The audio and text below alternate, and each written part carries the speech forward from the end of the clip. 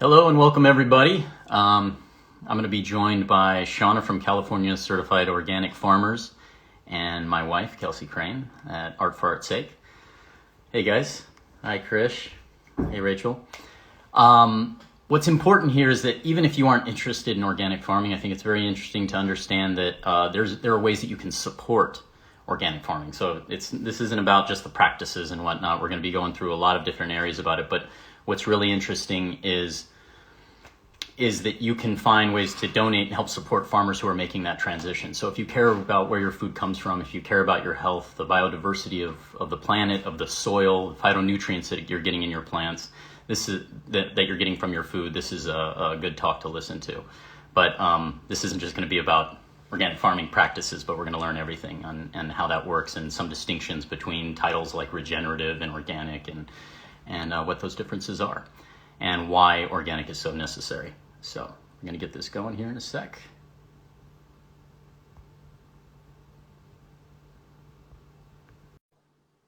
And in 3, 2, 1, my lovely wife should pop up on this.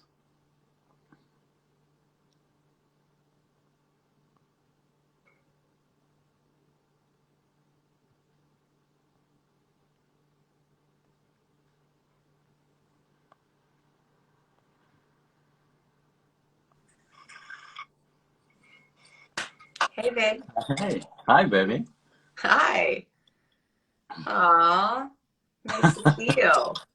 It's so good to see you. I miss you like crazy. I know. We're across the world from one another. So this is just our normal FaceTime call.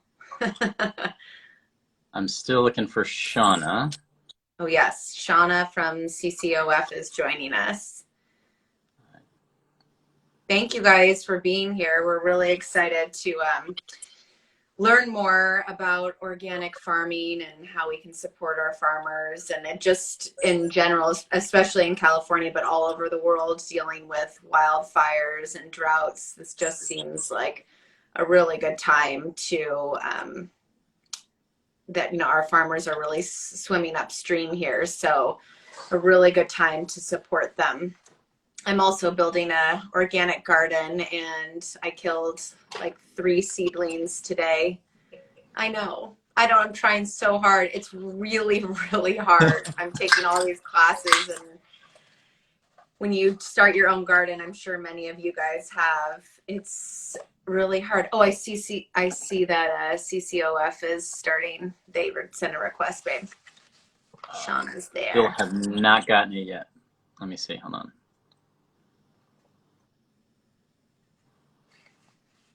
Don't let me hold you up. There we go. Here we go, Shawna. I found you. Oh, yay. I was telling everybody, but what I'm really excited about with this is that we find a way to help support the farmers. This isn't just letting people know what farmers are doing and what CCOF is trying to do to initiate change, but it's how we can initiate change. Hey, Shawna. We're doing it. Hi. I don't think my headphones are even working, so I'm just going to take those out. You sound great. You sound great. How are we doing? We're good. Happy Friday to you. Indeed. Now, where are you right now, Shawna? You're in Santa Cruz?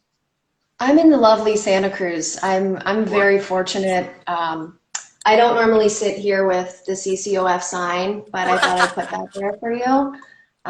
Yeah, our offices are actually on the west side of Santa Cruz, and they're open right now to any staff that want to go in, but I'm working from home on the east side of Santa Cruz, so a whopping 20 minutes away. Well, Kelsey's joining from lovely and blistering hot Los Angeles, and I have a very uncharacteristically sunny day here in Melbourne, which I'm locked down anyway, so I can go out and enjoy it for a little bit, but that's really about it. Tough times right now. Yeah. Very tough. This is an international Insta Live.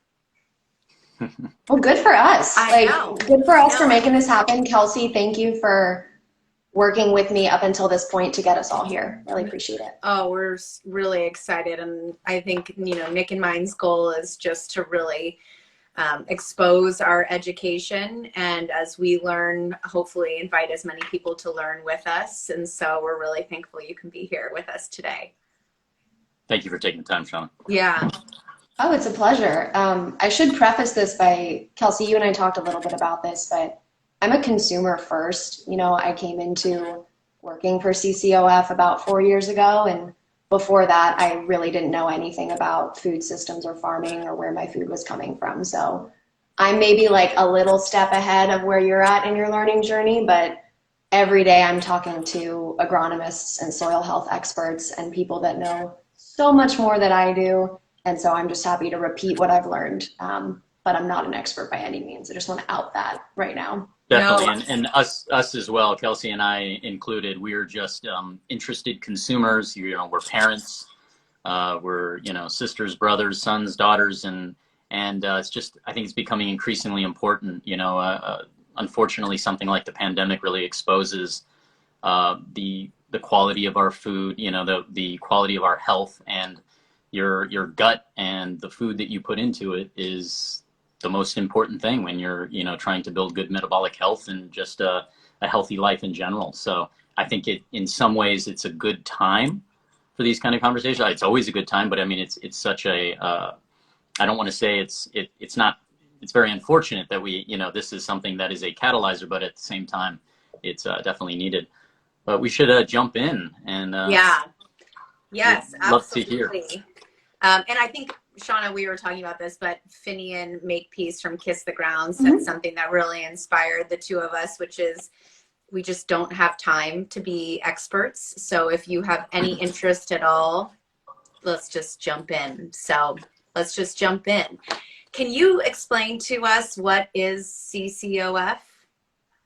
I can. I practiced for you. I think So CCOF is one of dozens of organic certifiers in the United States.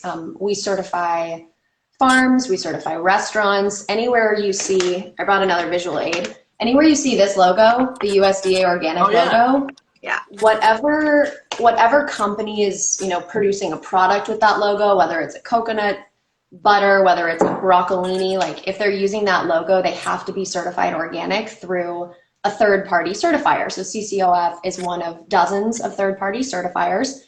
We happen to be one of the largest, and we happen to be a nonprofit certifier. So I'm going to avoid getting too in the weeds because I think I could go there really quickly, but we just happen to be a nonprofit certifier. There are for-profit certifiers, which no shade, everybody can do what they want to do, but we're a nonprofit certifier primarily because we're mission driven and we have a goal of a world where organic is the norm, a world where people who aren't applying chemical-based pesticides to their crops don't have to go the extra mile to prove that, a world where people can live in healthy ecosystems and eat healthy food. And we've been around for a long time, so more than twice my age, I think.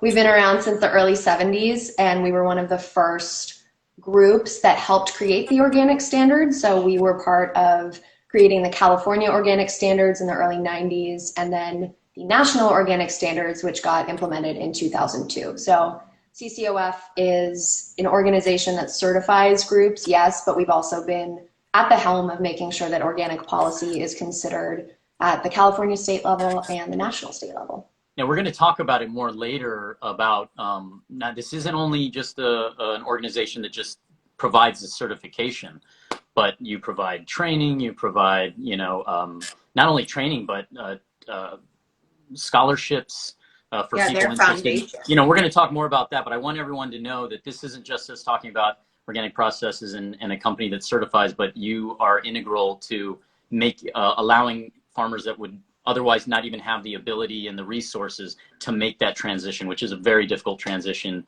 often at least a 3-year one, and we'll talk about that as well. But I just wanted to let people know, because everyone keeps asking, well, what are we talking about? And we have a lot of people tuning in right now that are missing. But again, we're with California Certified Organic Farmers, and talking about not only that certification and what it means right now, but we're also going to get into how they also help support and what you can do, not just getting this information and educating yourself, but how you can donate, how you can get involved, and why it's important for you too. But we'll continue. And I'm so glad that you showed the label, because let's bring it back. Let's just keep it right there for everybody. Aid up. See you guys this green and white sticker. I, for years, was buying organic food But I didn't realize that unless it says USDA organic, that could mean that one ingredient in the bunch is organic. And that's enough for brands and companies to put that organic label on. But when you have the USDA organic certification, it has different requirements. So Shawna, can you tell us about what that logo means? Yeah, and again, this might reveal my ignorance because I work on the public facing side of things and I'm not in the nitty gritty of certification every day. But in order to have the USDA logo on your product or your food, I believe it's 90% of the ingredients have to be certified organic. If you are around like 70% certified organic, so let's say you're making even like an organic skincare, like an organic lotion or something, you can use the term made with organic ingredients, but you can't use the actual seal. So the seal is really reserved for companies and farmers that are sourcing almost 100% organic. And then for those that are 100% organic, they can use the seal and they can say 100% organic. Because there are also people that are on their way to organic, that there's a, I can't remember the term you use, but it's like a transitional, they're still allowed to, like, so you can see and support that this farmer is working towards the certification, but, and not instituting these harmful practices, which is also really helpful too, because that transition period is very difficult. And what's really exciting is you guys also provide hardship support when farmers are doing that, or if there's, a horrible natural disaster and a loss, and you're still trying to support those systems because farmers need that. This is a dwindling industry that's being taken over by commercialized farming, which is doing all the practices we don't want. Yeah, you touched on several important facets of organic. The first being transitioning to organic, and I know, Kelsey, we have it on our agenda to talk about that, but I will plug, if you're looking to support farmers that are in transition, there is a program called Certified Transitional. It's not as popular in the marketplace for many reasons. I think people are so confused, first and foremost. So they're like, what does certified transitional mean? But to your point, Nicholas, it's essentially a farmer that's committed to going organic, that has stopped using prohibited materials in their operation of choice. But because of the requirement of having 3 years go by where you're not using any of the prohibited materials before you can sell your product, quote unquote, organic, that certified transitional label is really helpful because farmers can't sell their product at the organic price premium during those 3 years. At the same time, their costs of operation have increased, so they're not making ends meet. And if they are in a certified transitional program, it's really great to just look for that if you're at the store or even the market. And we'll talk more about all that. I just want to get back. So why is organic so important?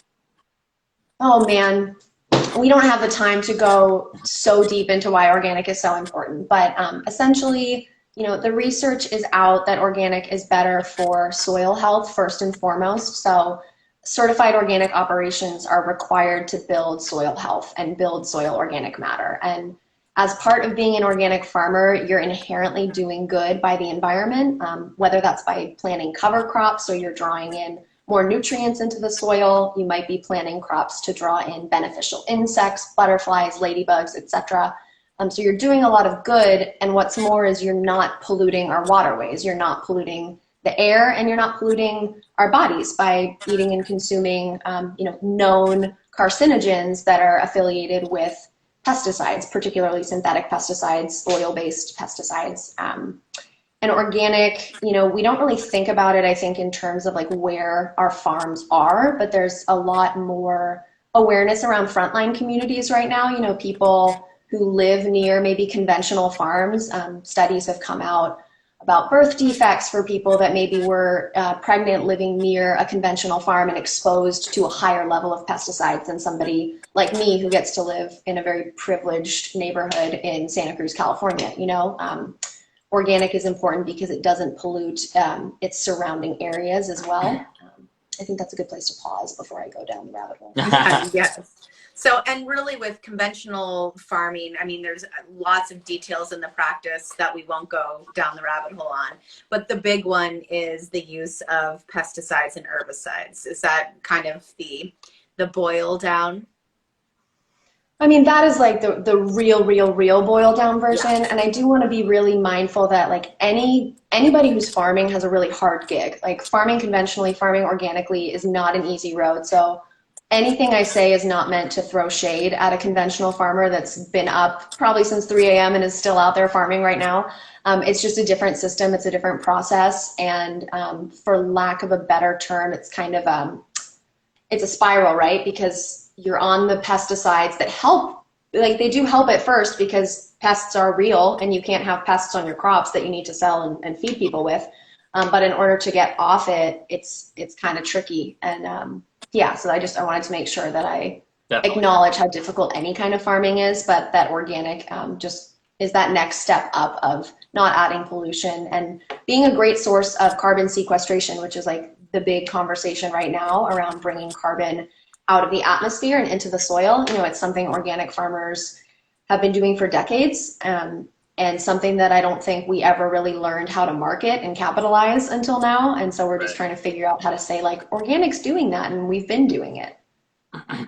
That is such a good point, is that supporting organic farming and regenerative farming not only is good for your body, but it's also a major contributor in the positive direction for climate change, which is what piqued both Nick and mine's interest.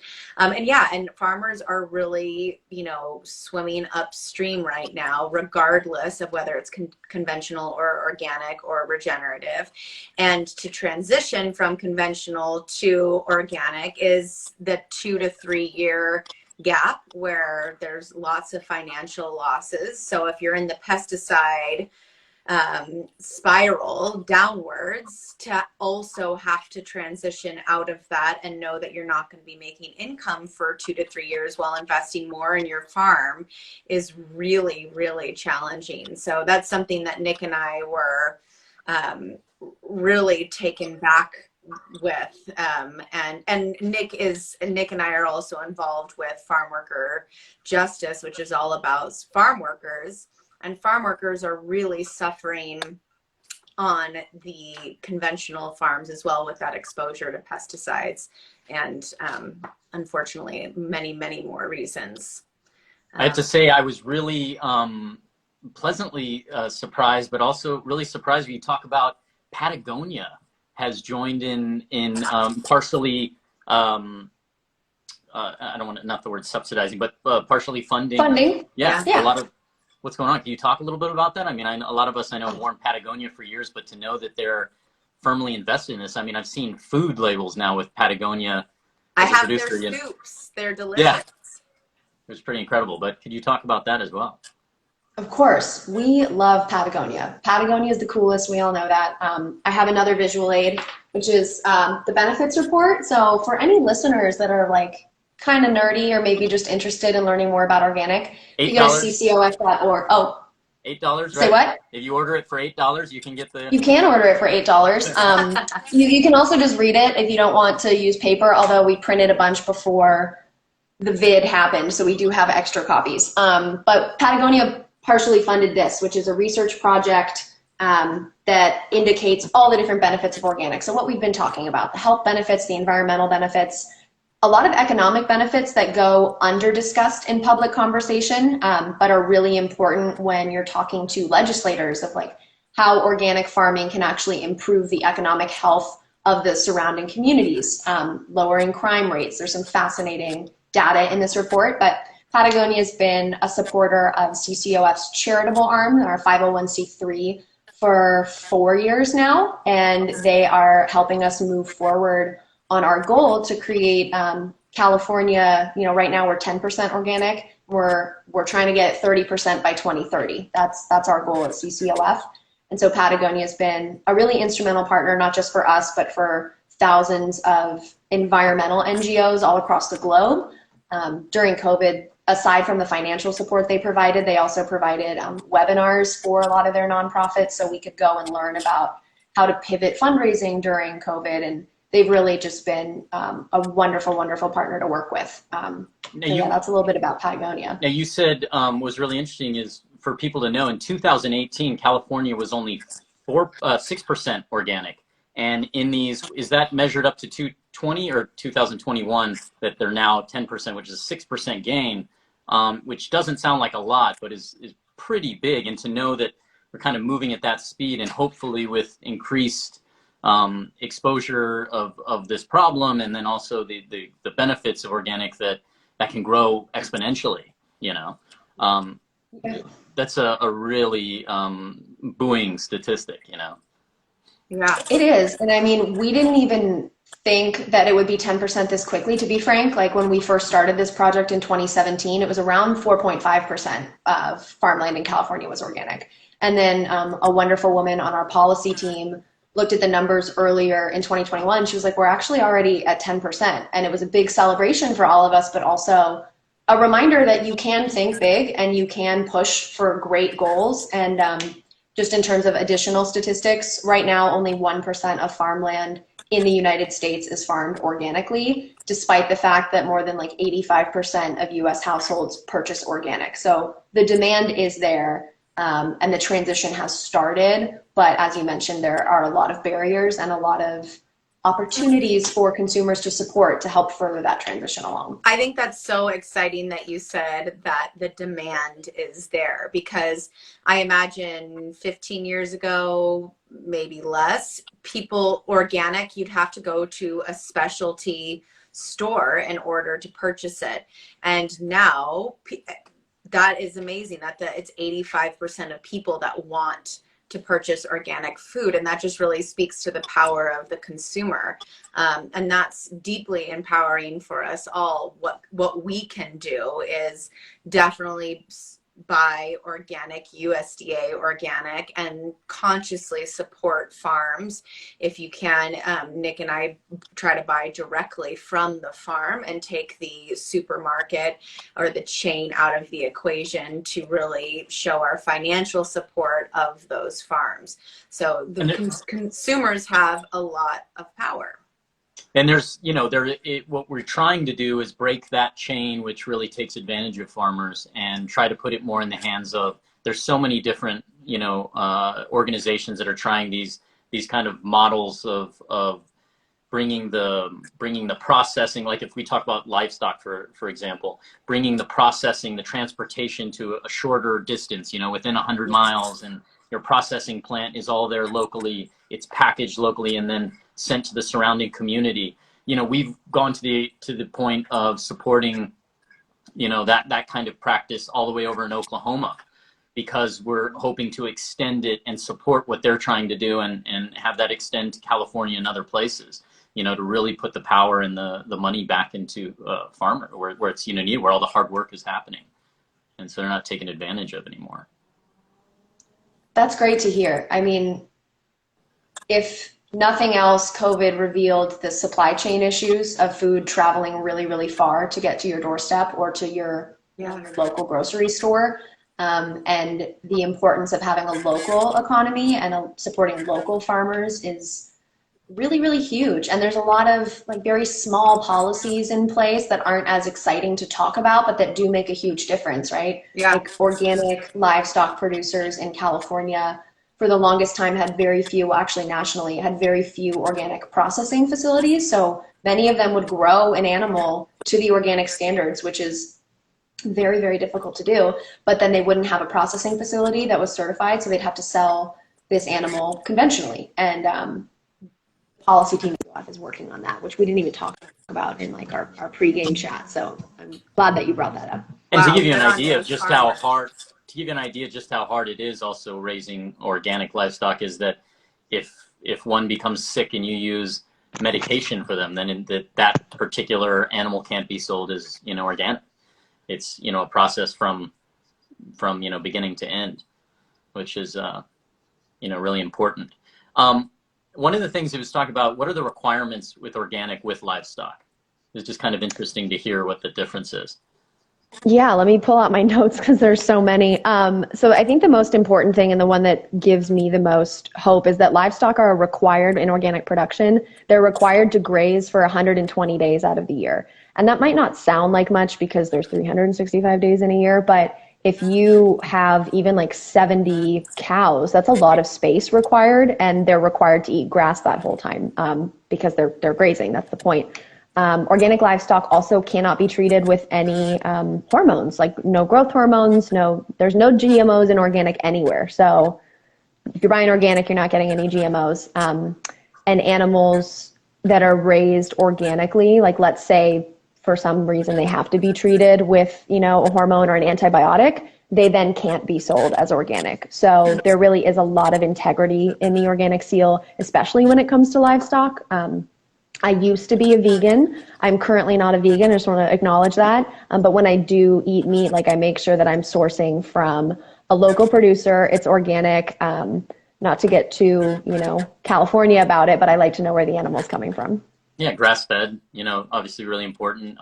Grass, sometimes when you see grass fed, they can still be grain finished, which, that's a whole other conversation and talking about, irritation from the gut, the use of glyphosate and the growing of grains and whatnot. But what's also interesting about the requirement of having the livestock graze is that what that also does for the surrounding the earth, when they're defecating on this ground, it's being pounded into the soil. It's just changing a lot of the biodiversity of the soil and making it even richer for farmers who are also growing crops on these same lands. When you use crop rotation and different practices like that. So and those are organic regenerative practices about moving the animals paddock to paddock so that they don't kill the grass, but they mimic the behavior of the buffalo that used to roam across the land.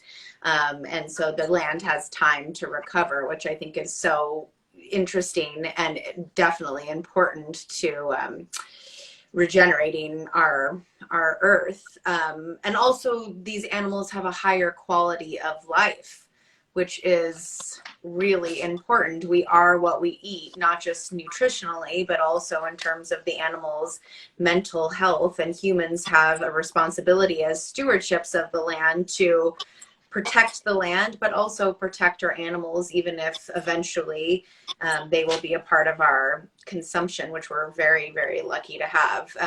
Nick and I definitely try to make a conscious investment financially and emotionally in the meat that we consume so that we can be as responsible as possible there.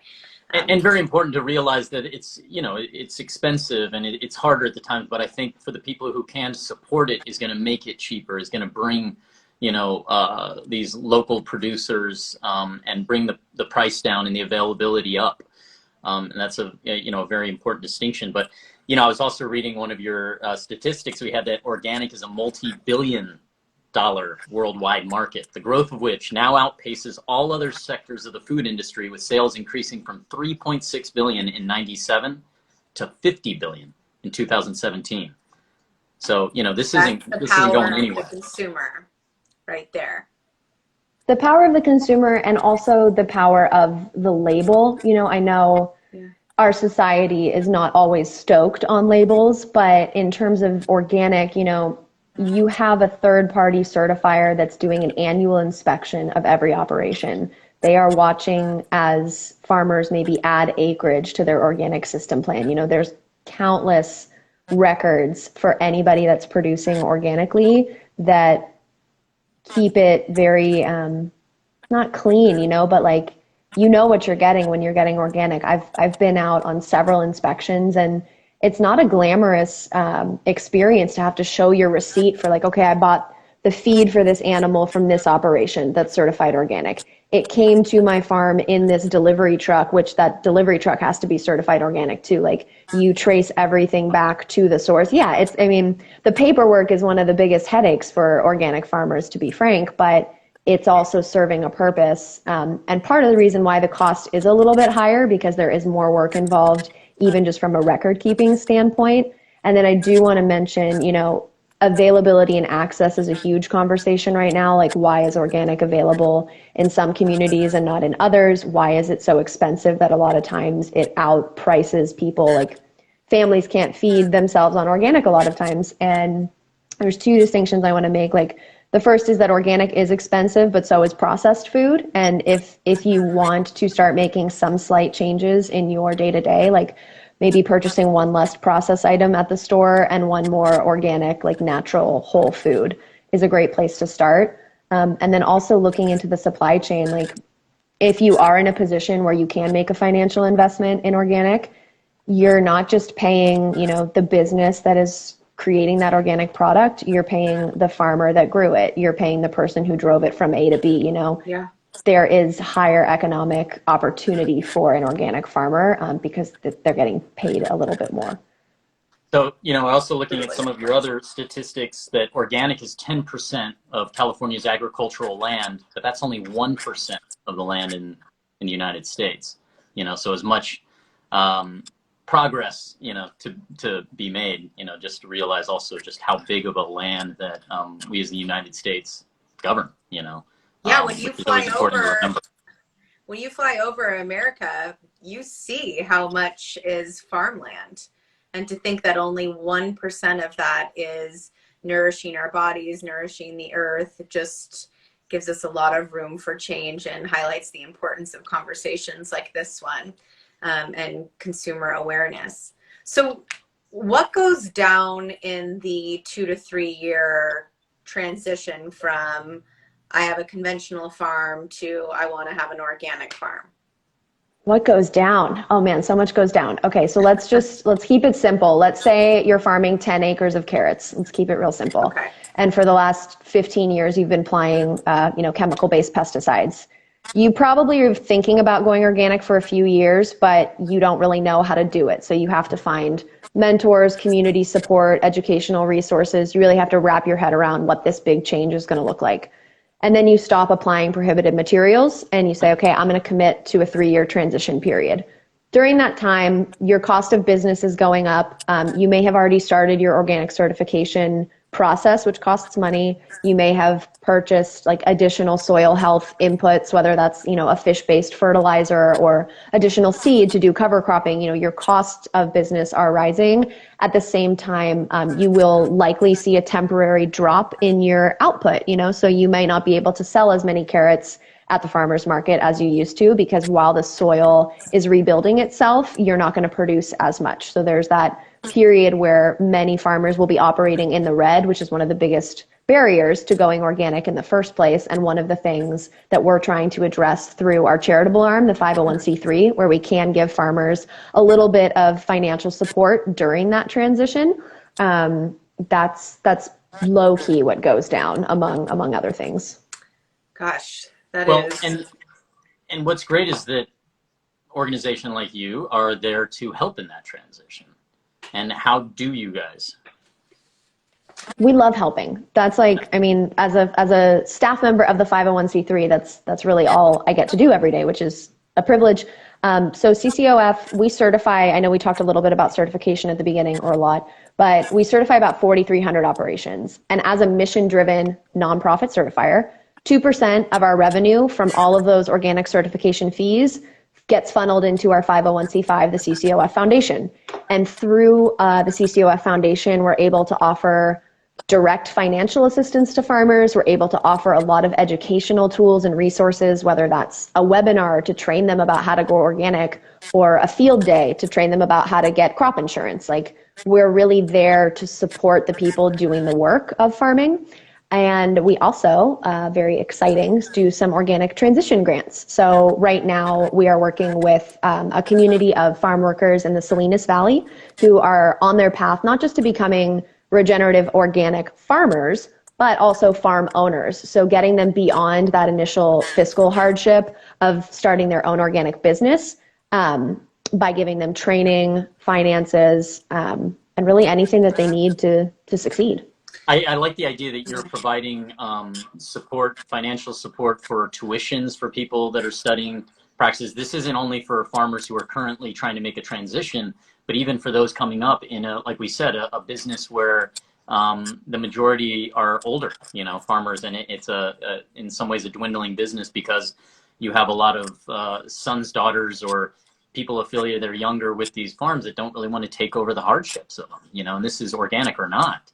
Yeah, the average Yeah. age of a farmer is 60, I believe, because sons and daughters and young people see the hardships that are Right. being presented for our farmers. And So it's exciting that you guys provide, these tuitions for people that are looking to go into farming. And that's, I think, really Yeah. and I in a love way that a lot of us can help. that you meet the farmer where they're at. As you mentioned on our conversation, if they have a business degree, okay, that's not where they need the resources perhaps. And so you're able to really tailor the experience to them, which I think is so wonderful.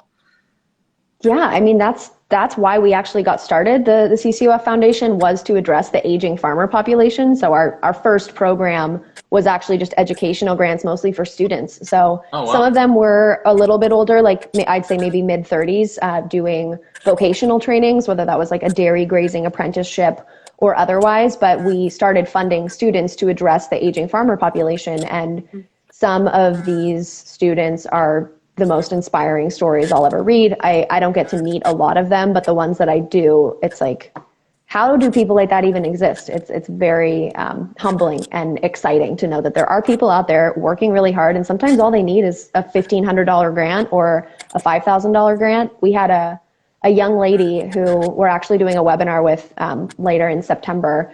She became an organic dairy farmer when she was 16 because she got like $2,500 from our grant fund, and she saved her family's dairy operation, and she was selling it organically. She'd wake up and milk her 100 cows before going to high school in Caledonia, Michigan. And it's like, what was I doing in high school? Like I'm not it's that. crazy. Not that.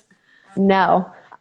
Oh, that's amazing. And so, can you talk a little bit more about the foundation and the farmers that you do support, and how people can support your efforts there? Absolutely. Thank you. So brass tacks, ccof.org/donate is where you can go to make a donation to support the CCOF Foundation.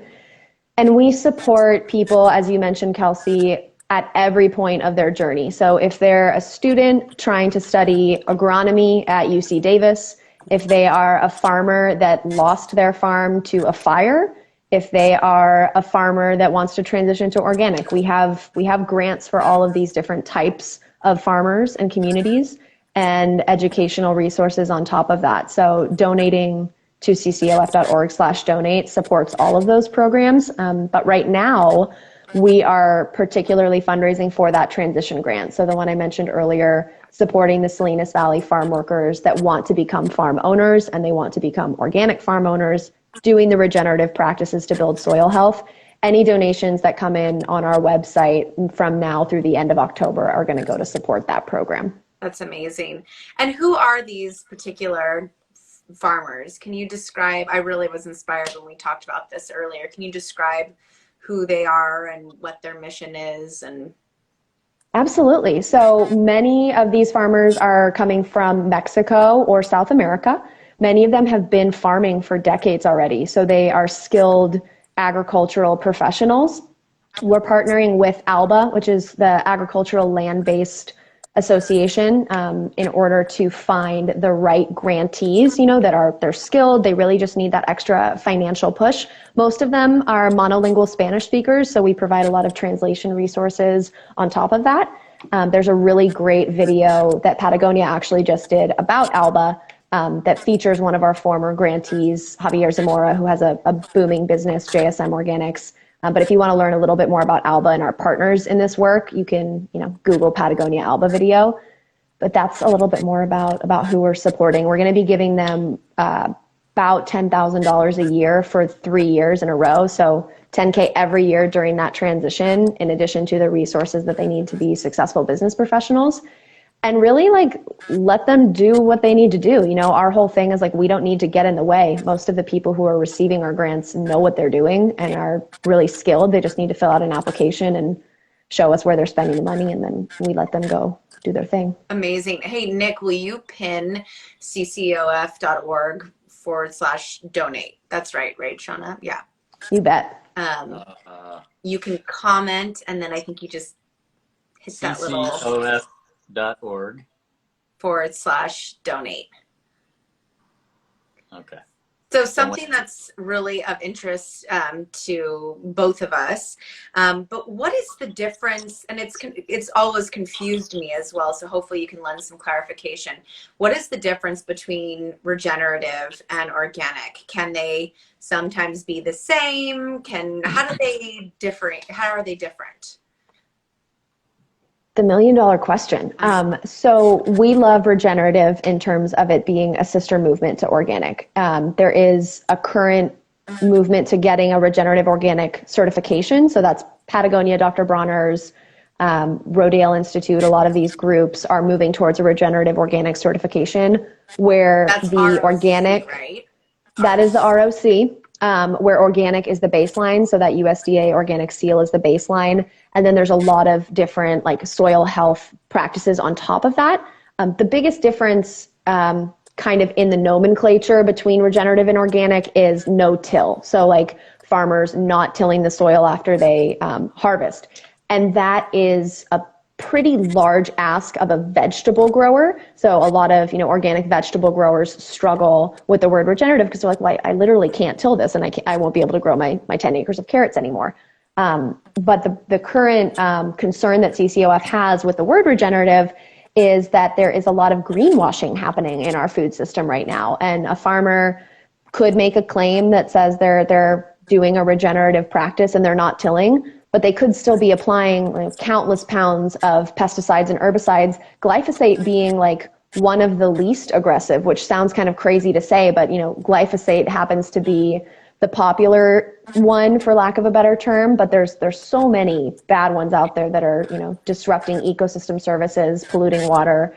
And the problem with just using the word regenerative and not having organic involved in the conversation is that there's currently no accountability for that. So organic, if you make an organic claim on a product, you can get fined quite a lot. And if you're selling thousands of products, you get a real big fine for even using that word without integrity. And currently that doesn't exist for regenerative, which is why we're excited to see ROC take hold and grow so that people can make those claims and have those claims be backed. But it's not there yet. So the gold standard would be regenerative organic, and it would have to have what will eventually be the ROC. It'd have to have a certification. And it seems like organic right now, the rules of the game have been really defined. And so for regenerative, which is still a little bit the wild west of, is more of a concept rather than a, well thought out practice, that there's just a lot of room for people to greenwash. I'm liking seeing how trendy it is to greenwash. We just need to make sure it's done authentically and to the standard so people can really consume products with full confidence. So is that really the case, that regenerative just needs more of a defined practice? Yeah, I mean, again, it's kind of a simple answer, but there's no standard right now. So like I can say something's regenerative and it's like, how do I prove it? One thing that is cool about regenerative, I don't want to be Debbie Downer about regenerative because it's awesome in many ways. And I think one of the coolest things is that, organic's not like a popular word in a lot of different parts of the country. It has a lot of affiliations of being like a coastal thing or a food for elite and not accessible. And when a farmer starts doing regenerative practices, like let's say they start cover cropping, they start composting or mulching, it's a lot easier to make that transition to organic because maybe a year goes by or a year and a half goes by and they're like, oh, well, like maybe ladybugs could handle my pest issues and I wouldn't need to apply this pesticides anymore. Or they see maybe like the costs going down because they don't need as many pesticides and they are maybe more inclined to go organic than they were beforehand because they thought regenerative was cool. And so I do want to acknowledge that regenerative plays a very important role in carbon sequestration. It's just not the end all be all if you're still applying the pesticides that we're so worried about at CCOF. Yeah, I wouldn't say it's the end all be all. I mean, we're big fans of certain regenerative farms and ones that we've done the due diligence to find out, their practices and what they hold dear. Because one of the biggest things is they're promoting biodiversity. The regenerative farms that we, support not only are growing livestock, but are, growing orchards of like pecans, and then those are feeding the livestock. And and they're bringing back bees and, you know, and pastoral grasses, and it's more about also bringing in and a lot of the carbon from the atmosphere into the soil, because you could have organic and be in a greenhouse, you know, which isn't really doing much for you know, the outside soil and, you know, the surrounding biodiversity at the same time too. So I really love this union and getting more regulation and regenerative, and bringing that together, I think is so ideal when you look at the transformative nature that would come from a union with organic and regenerative, and watching a lot of you know, arid land that's normally the way we're used to seeing farmland that's not being utilized at the time is just this dead, you know, brown fields with little to no biodiversity in their soil, which equates to, you know, lesser phytonutrients and the needs for for not only pesticides for anything, but also fertilizer to put life back into the soil that should have it already. You know, it needs those earthworms, it needs the biodiversity, it needs the fungus that sends messages through, and so I'm more excited to see a union there and trying to bring that together. And the cover cropping, which really helps. You know, we drive through a lot of land that is just bare dirt everywhere. And with California and the wildfires, which are, of course, really concerning, but potentially more concerning is the droughts that are coming, and the opportunity that we have with organic and regenerative, how about regenerative organic, to make sure our water supplies stay and that we avoid drought, because the soil can hold on to water. So what are you, kind of knowing the climate of California and the United States at large, what are you most excited about in the future for organic and regenerative farming? Oh man, I don't want to sound like a very old person here, but the youth, man, like these kids, this gen, whatever it is, I don't know what it is, but everyone that I talk to that is involved in the food system that is under the age of 25 just knows what's up. And that's a blanket statement for sure, but they seem to have an inherent understanding of the interconnectedness of everything when it comes to food and health. And also, you know, emotional health and well-being as it pertains to eating well. I'm most excited about these young people that maybe they're not becoming farmers, but maybe they're becoming organic agronomists or organic inspectors, or they're starting a food blog and highlighting the work of their local organic farming communities. Chefs are very exciting. I would be remiss not to mention that our partner in the transition work is the Rustic Canyon family of restaurants, and they are fantastic. And I think these younger folks that want to become chefs have a really unique opportunity to educate the people that they're feeding. It's like pausing just for a moment to look at your food and say, where did this come from? Who grew this? How did this impact the world around it? It can be a really special spiritual experience. And that gets me really excited when people start to wake up to the story of their food, and like everything that goes along with that gets me quite jazzed. I have to agree. It's really exciting to see that. And I'm, you know, like we were saying, halfway around the world right now in Melbourne, Australia. And even here before lockdowns, I've been able to connect with people in the sustainability space and in the green space, you know, and it's such a wide, you know, big label, but chefs are a really exciting part of that, because people go, okay, well, there's these sustainability practices, but how do I really, you know, how do I take that from, you know, outside in the garden to you know, my home, and how can I, you know, work within these practices that'll benefit the environment, as well as, you know, still enjoying food to the utmost. You know, really exciting chefs like Chef Matt Stone I've gotten to meet here, and Joe Barrett through Yost Baker, and the people at Future Food System, Greenhouse Melbourne. It's just so much going on that it's really exciting. I'm really hoping to get out soon and visit some of the farms out here that are kind of on the forefront there, and really trying to preach this. You know, it's a problem we can't. It's not fashionable. This is something that we're behind the eight ball on. You know, and to see so many people committed, and especially like you said, the generation coming up, gives me a lot of hope. Yeah, I think everything that you said, Shawna, is, so deeply exciting. And I personally have been very disconnected from my food my entire life. Milk comes from the carton, not from the cow, mentally, for a long time. And so I've been doing my own organic garden, and it is incredibly challenging. I've lost 3 seedlings today. I've been trying ladybugs. I've been trying all of these different things, and it completely changes my relationship with the plate. So I think, I would really like to encourage, it's been a deeply powerful experience for me to try to grow my own food.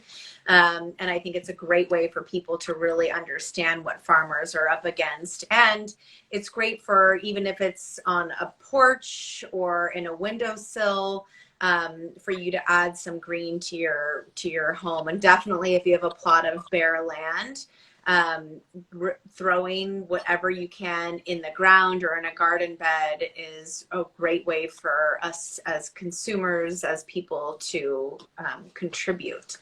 We did it with Victory Gardens, and we can do it again. What besides growing our own food, what can we do to support organic farming? What can consumers do? Yeah, I mean, if you're like me, I also need to out myself that I don't have much of a green thumb. I like plants outside, but I'm trying. Yeah, so you can go to a farmer's market. You can look for, I'll do it again because why not? You can look for the seal at your farmer's market, USDA organic, and you can buy food directly from farmers. It's fresh. It probably was picked within the last few days before the farmer's market. And it's great. Go to a farmer's market, support an organic farmer at a farmer's market. COVID provided an opportunity as well as a challenge for many farmers to start CSAs. So you can sign up for community-supported agriculture. That could be delivered to you, or you could pick it up maybe at a local retail store. You could pick it up at the farm directly. Ooh, can you describe a CSA? Go ahead. I want to learn more. Okay. Yeah, so CSAs are helpful not only to support organic, but also to learn a little bit more about the seasonality of food and learning what types of food grow during what times of year. And so if you sign up for a CSA, let's say you want 1 box a week, you can pick up either at the farmer's market or have it delivered to you, just a box of produce. And sometimes there will be add-ons. You can select like organic eggs to be added in there, organic sourdough if you're like me and a bit of a breadhead, and it just gets delivered right to you, and then you can just cook it and eat it. It's like, what a privilege to be able to have access to CSAs, in addition to, going to farmers markets. And then something I think people don't think about as often is buying like care products organic. So looking for the organic seal if you're buying like organic lotions, organic soaps, shampoos, etc., because all of those products are getting sourced from organic farmers. And then if you're in, an area like Santa Cruz, California, that happens to have a lot of natural food stores, you can actually look to see like if the farm is local. So let's say you're at a natural food store, a lot of times they'll indicate like if this is a local farm, and if you want to support more local, you can make that choice as well. And help reduce your carbon footprint. Reduce the footprint. Get it. I don't even want to see it. Yeah. Yes. Oh, those are some really good tips. I just, with cie_𝗿𝗴𝗶𝗴, which is a farm recommended from Kiss the Ground, I'm on week 3 of my CSA, and it's really nice. It's really great to see like this is what was growing and available this week. Let me get creative in the kitchen. And okay, I'm having beets and I'm doing these different things. So I really recommend it if someone hasn't tried it yet. And yes, there's usually add-ons, so you can add whatever other supplies that you need, and then try growing perhaps your own. Is there any viewers maybe that have any questions about organic farming and regenerative practice? Nick, I know you're going to get 1,000 questions about the Good Doctor, but organic farming, any questions in regards to that? And while people are putting in their questions, Shawna, do you have anything else that you want people to know, and anything else you want to say? I mean, one thing that came to mind was also like try to buy organic coffee and tea as much as you can. Just thinking about the practices involved in organic coffee and tea production, I think might be a longer conversation another day, but organic coffee and tea is also very important. And fair trade as well. Big fan of fair trade. And a lot of organic producers actually are fair trade. Also another conversation probably for another day, but fair trade is great. Anything else I want to say? I just do your best. I think there's a lot of pressure, like during conversations like these, if people are listening, to be like, oh my gosh, I have to change my whole life around and get everything organic tomorrow. It's like, you don't. Like one day at a time, one step at a time, buy one thing organically, or have one conversation with an organic farmer at a farmer's market. And if you're already on the journey, you're already on the journey, and you'll get to where you want to be eventually.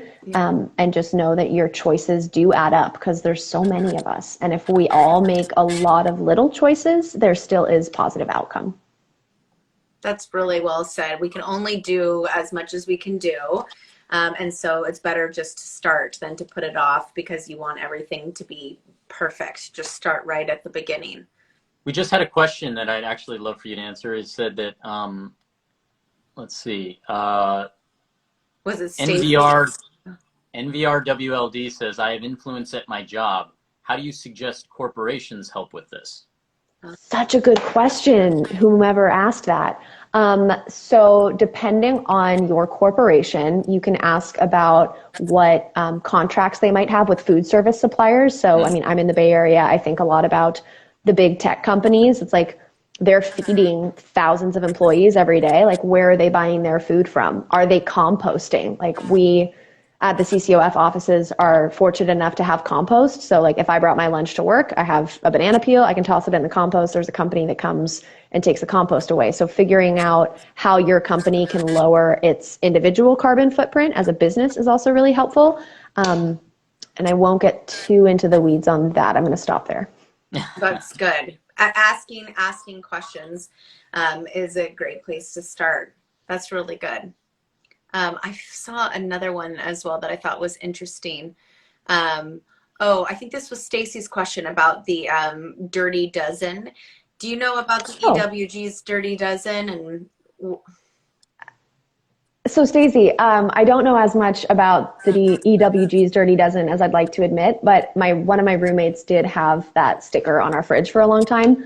And I just found it confusing because like it indicates that there is like a dirty aspect to some foods, but the Dirty Dozen wouldn't apply in an organic production system. You know, you're not ingesting carcinogenic pesticides with your organic food. So like get yourself an avocado. I think avocados might be on that list, or bananas. Just get an organic one and hope for the best. Yeah, if you buy organic, Stace, you're in the clear. That means it's going to be good. I think the Dirty Dozen is if you can't afford organic, then don't skip on the Dirty Dozen. Like I think strawberries, anything that grows right in the ground that they spray pesticides on in a conventional farm and then you go boom right in the mouth. These are the ones not to skip on.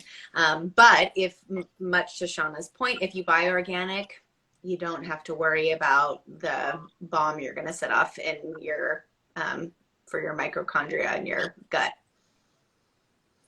You talk about mitochondria. You know.